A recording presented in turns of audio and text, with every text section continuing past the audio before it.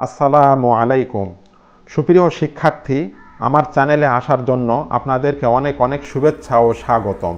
তো ভিউয়ার্স, আজকে Microsoft Excel প্রোগ্রামের পার্ট 61 তথা পিভট চার্ট টুলস ট্যাবের ফরম্যাট মেনুর ওয়ার্ড আর্ট স্টাইলস গ্রুপের টেক্সট ফিল, টেক্সট স্টাইলস এবং টেক্সট ইফেক্টসের সকল বিষয় নিয়ে আলোচনা করব।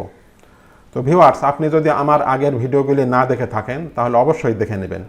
দেখার জন্য যে কোনো একটি ব্রাউজারে ঢুকে ইউটিউবে এসে সার্চে যদি লেখেন এম ডিজিটাল চ্যানেল, তাহলে আমার এরকম একটি ডিসি লোগো দেখতে পাবেন। উক্ত লোগোতে ক্লিক করলে আমার এই চ্যানেলের ভিতরে নিয়ে আসবে। সেখানে ভিডিওসে ক্লিক করে আপনি আমার সকল ভিডিও পেয়ে যাবেন। আর এই ভিডিওর আই বাটনে ক্লিক করেও আপনি আমার আগের পর্বটি দেখে নিতে পারেন। চলুন কথা না বাড়িয়ে কাজ শুরু করা যাক। তো আমি আগের থেকে এক্সেল ফাইলে কিছু কাল্পনিক ডাটা লিখে রেখেছি যাতে ভিডিওর লেন্থ কমানো যায়। উক্ত এক্সেল ফাইলে ডাবল ক্লিক করে আমরা ফাইলটিকে ওপেন করলাম। প্রথমে আমরা এই ডাটা সোর্স ফাইলে একটা পিভট টেবিল তৈরি করে তারপরে পিভট চার্ট নিয়ে এসে এরপর আমরা এই বিষয়গুলির অ্যাপ্লাই দেখব। তো সেটি করার জন্য প্রথমে আমরা এই ডাটা সোর্স ফাইলে একটা ক্লিক করে এখান থেকে ইনসার্ট ক্লিক, তারপরে পিভট টেবিল ক্লিক, আবার পিভট টেবিলে ক্লিক করলে এরকম একটি ডায়লগ বক্স আসবে। আসলে নিউ ওয়ার্কশিট সিলেকশন অবস্থায় ওকে করে দিলে পিভট টেবিলটি চলে আসবে।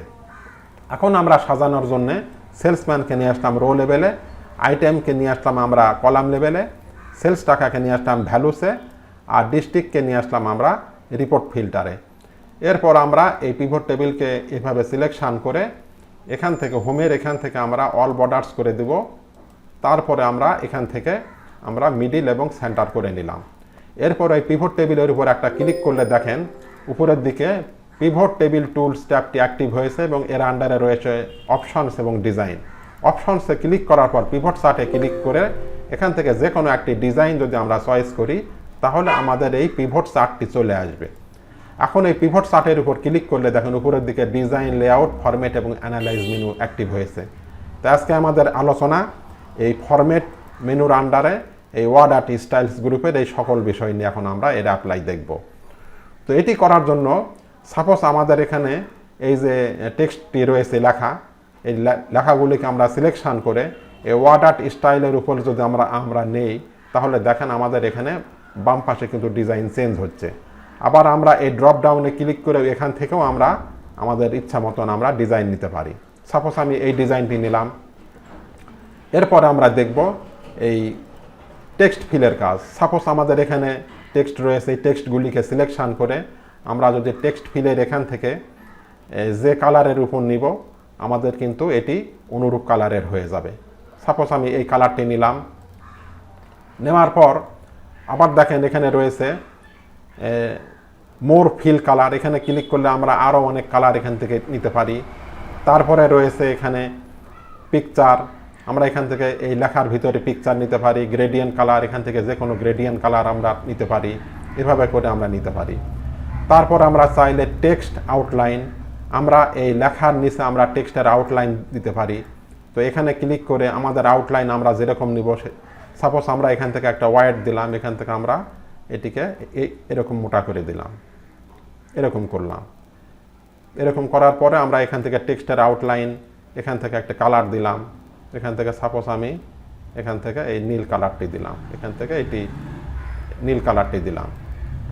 তারপরে আমরা এখান থেকে ড্যাশ কালারও দিতে পারি। এখান থেকে সাপোজ আমরা এরকম দিলে আমাদের এই লেখার ভিতরে এরকম ছোট্ট ছোট্ট ড্যাশের মতন হবে।